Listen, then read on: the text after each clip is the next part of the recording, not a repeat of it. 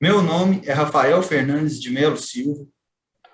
E meu nome é Lucas Moreira Santos e este vídeo é destinado à apresentação do TCC do curso Engenharia Civil do 10º período do Centro Universitário Una Bom Despacho.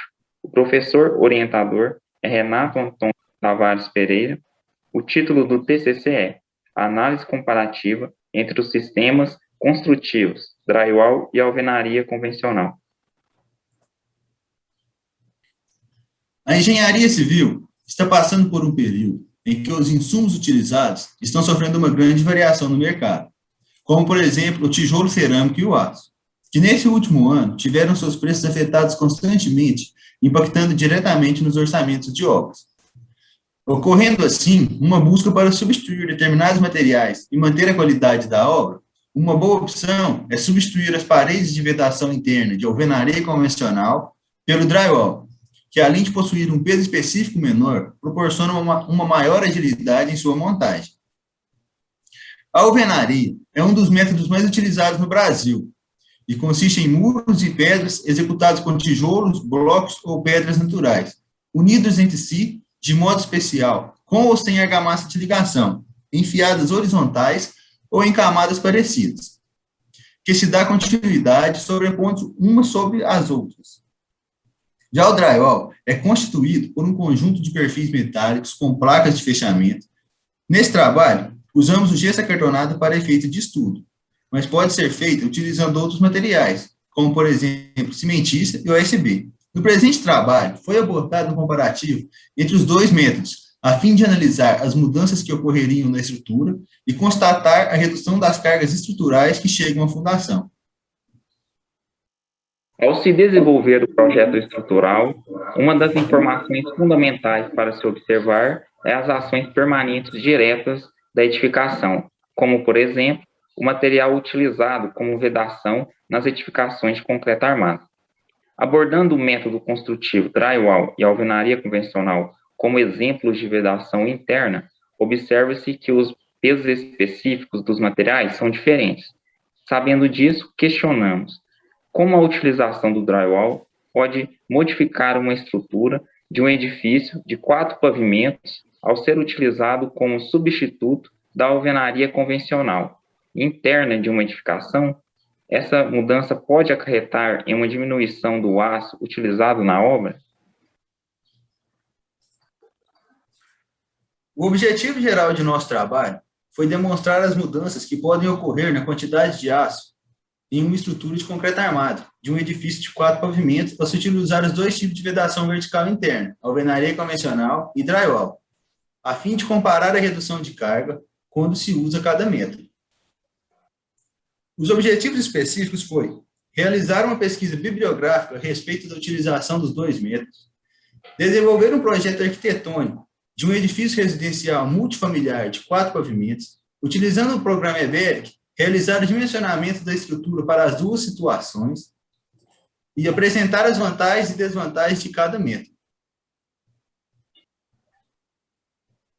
A metodologia iniciou-se com a criação do projeto arquitetônico, desenvolvido no programa AutoCAD.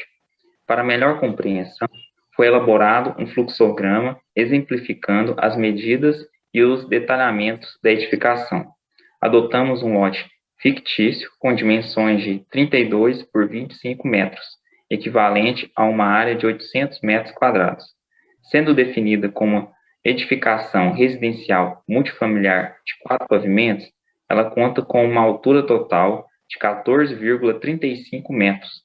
O térreo tem um pé direito de 3,75 metros e uma área de 372,82 metros quadrados, onde se encontra 2 apartamentos, sala de festas, 2 banheiros, cozinha, sala de segurança, além do hall e escada, que dão acesso aos 3 pavimentos tipo da edificação, onde se encontra 4 apartamentos em cada andar, com um pé direito de 3,40 metros. Cada um dos apartamentos do edifício tem uma área de 74,11 metros quadrados. A partir do projeto arquitetônico, foi desenvolvido o projeto estrutural.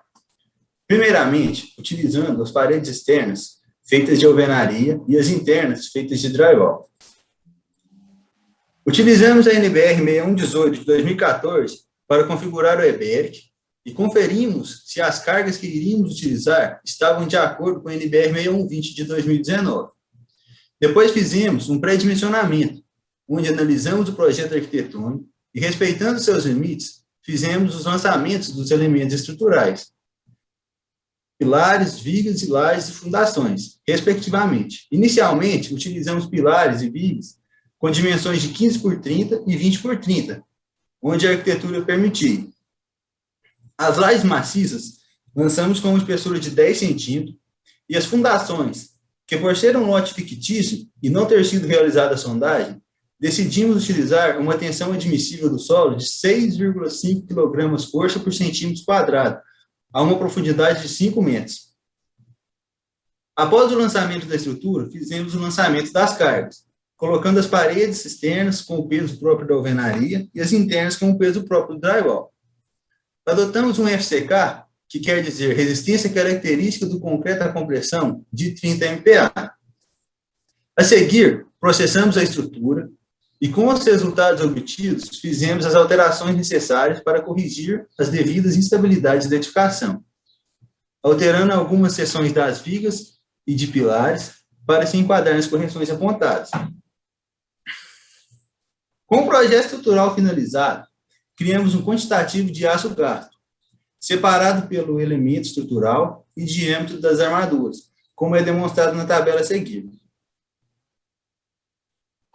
Após finalizado o projeto estrutural com vedação interna em drywall, utilizamos o mesmo projeto, substituindo as cargas do drywall pelas cargas da alvenaria convencional, assim fazendo as modificações necessárias para as correções dos erros apresentados ao processar a estrutura no EBERIC.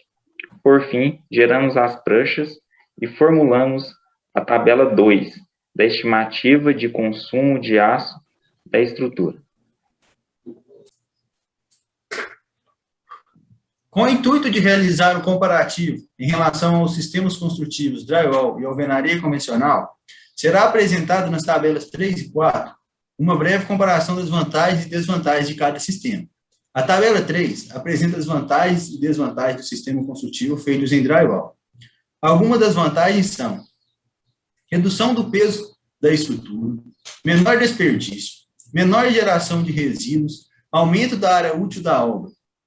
Algumas das desvantagens são escassez de mão de obra, menor aceitação no mercado, baixa resistência mecânica e ela é limitada ao uso interno. Em relação à alvenaria de bloco cerâmico, algumas vantagens são observadas, como a aceitação satisfatória pelo mercado, a alta resistência mecânica e facilidade de treinamento de pessoas.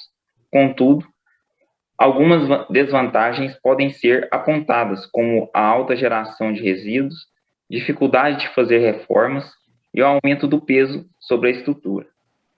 Essas e outras vantagens e desvantagens podem ser abordadas entre drywall e alvenaria convencional. Através dos resultados obtidos pelo EBERIC, criamos gráficos a seguir.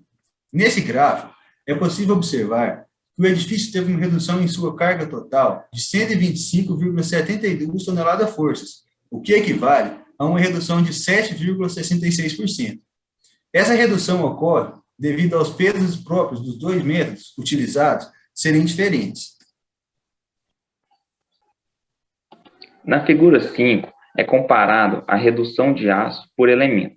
Observa-se que o elemento que teve maior diminuição foram os pilares, com 9,98%. Em seguida, as vigas, com 5%, logo após as lajes, com 2,53%. E, por fim, as fundações, com 0,79%.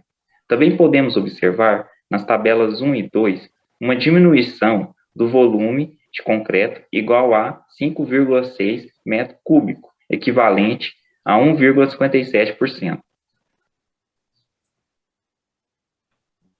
O gráfico da figura 6 representa a diminuição da quantidade de aço total em quilogramas de cada método de vedação.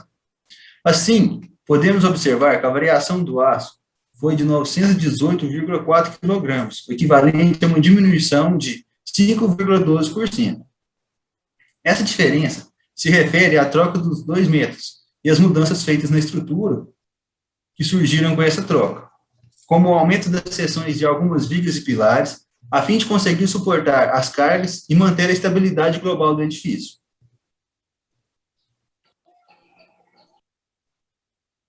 Com os resultados obtidos e analisados, podemos observar que, ao substituir a alvenaria convencional interna do edifício residencial multifamiliar de 4 pavimentos pelo drywall, obtemos uma redução do aço, de cargas totais e do volume de concreto.